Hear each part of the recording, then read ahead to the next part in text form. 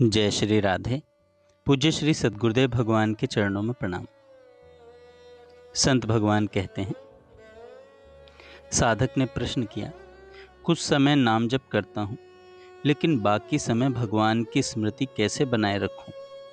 संत भगवान उत्तर देते हैं, देखो, मनुष्य जीवन दुर्लभ है। करोड़ों जन्मों के बाद यह मानव देह प्राप्त होती है और इसका एकमात्र उद्देश्य है भगवान का स्मरण, भगवान का अखंड चिंतन। जिन्होंने इस उपासना पथ पर कदम रख दिया, उनके जीवन का सच्चा लाभ इसी में है कि उनके मन में निरंतर भगवान की स्मृति बनी रहे। जैसे तेल की धारा अखंड रूप से बहती रहती है, वैसे ही भगवान का नाम और रूप मन में सतत प्रवाहित रहे। स्मृति यानी याद वही दिशा तय करती है जिसमें हमारा जीवन आगे बढ़ेगा। जहाँ स्मृति जाएगी वहाँ मन जाएगा, और जहाँ मन जाएगा वहीं सुख दुख, हानि लाभ सब अनुभव होगा। यदि भगवान की स्मृति टूट गई तो मन संसार में भटकने लगेगा। वहाँ फिर राग द्वेष मोह और व्यर्थ चिंता के जाल में फंस जाएगा।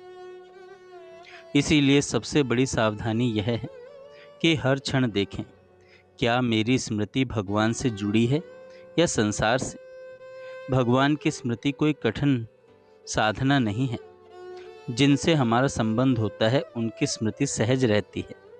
माता पिता, पत्नी पति, पुत्र पुत्री, मित्र, किसी को भी देखिए, उनकी याद हमें बिना प्रयास के बनी रहती है। ऐसा क्यों?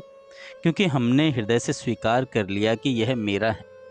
बस स्वीकार करने मात्र से स्मृति स्थिर हो गई।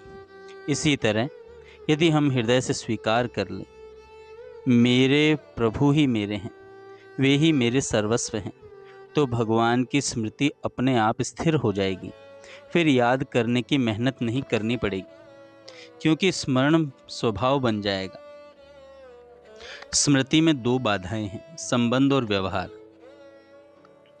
भगवान की अखंड स्मृति में दो प्रमुख बाधाएं आती हैं। पहला संसार के संबंध और दूसरा संसार के व्यवहार। जहाँ भी हमारा संबंध है वहाँ स्मृति जाएगी, या तो राग की ओर या द्वेष की ओर। और यही राग द्वेष भगवान के स्मरण का तार तोड़ देते हैं। जब हम किसी व्यक्ति, परिस्थिति या वस्तु को अलग मानकर देखने लगते हैं कि यह मुझसे भिन्न है, तो यही व्यवहार कहलाता है। परमार्थ यह है कि वही एक परमात्मा सब रूपों में विद्यमान है। जो भी हमारे सामने है वही भगवान है, वही उनकी लीला है। जहाँ यह दृष्टि बन गई वहाँ परमार्थ जागृत हुआ। जहाँ यह दृष्टि खो गई वहाँ व्यवहार हावी हो गया। सच्चा साधक वह नहीं जो संसार के व्यवहार में कुशल हो, बल्कि वह है जो परमार्थ में स्थिर हो। जो परमार्थ कुशल है वह स्वाभाविक रूप से व्यवहार कुशल भी बन जाता है, क्योंकि उसका मन शांत, प्रसन्न और प्रेमपूर्ण रहता है। उसकी उपस्थिति मात्र से वातावरण में सुख और शांति फैल जाती है। लेकिन जो केवल व्यवहार कुशल है वह कभी न कभी परमार्थ से गिर जाता है, क्योंकि उसकी दृष्टि बाहर रह जाती है, भीतरी नहीं। जीवन में जब कोई व्यक्ति हमारे साथ विपरीत व्यवहार करे, हमारा मन दुखी हो, क्रोधित हो, तब तुरंत अपने आप से पूछें, किसने किया? क्या प्रभु के सिवा कोई और है जो यह कर सके? जब कुछ नहीं था तब भी श्री कृष्ण थे, जब कुछ नहीं रहेगा तब भी श्री कृष्ण रहेंगे। तो जो कुछ बीच में दिख रहा है वह कौन है? वही श्री कृष्ण है। यह विचार आते ही हृदय शांत हो जाता है। मन में जो क्रोध या दुख था वह समाप्त हो जाता है, क्योंकि भक्त जान लेता है मेरे प्रति जो कुछ घट रहा है वही मेरे प्रभु की इच्छा है। साधक को एक अभ्यास करना चाहिए। जहाँ भी दृष्टि जाए, जो भी वस्तु दिखाई दे, बस कहिए, यह मेरे प्रभु हैं। घड़ी दिखाई दे, श्री कृष्ण है। पंखा चले, श्री कृष्ण है। सेवा का कोई उपकरण हो, यह भी श्री कृष्ण है। यह अभ्यास करते करते हृदय में एक अद्भुत आनंद जागता है। धीरे धीरे यह अभ्यास स्वभाव बन जाता है। फिर साधक चारों ओर केवल भगवान को देखता है। वह अनुभव करता है, मैं प्रभु के प्रेम और दुलार में जी रहा हूँ। साधना का सार यही है, जहाँ भी मन जाए भगवान को देखो, या मन को बार बार नाम में लगा दो।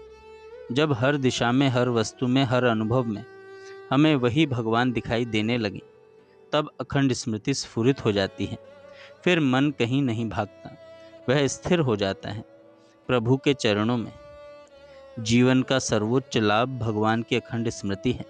संबंध और व्यवहार स्मरण की सबसे बड़ी बाधाएं हैं। जो परमार्थ कुशल होता है वही सच्चा साधक होता है। हर व्यक्ति, वस्तु, परिस्थिति में प्रभु को देखने का अभ्यास करें। यह अभ्यास धीरे धीरे स्वभाव बन जाएगा और वही मुक्ति का मार्ग है। वही मुक्ति का मार्ग है। जय श्री राधे।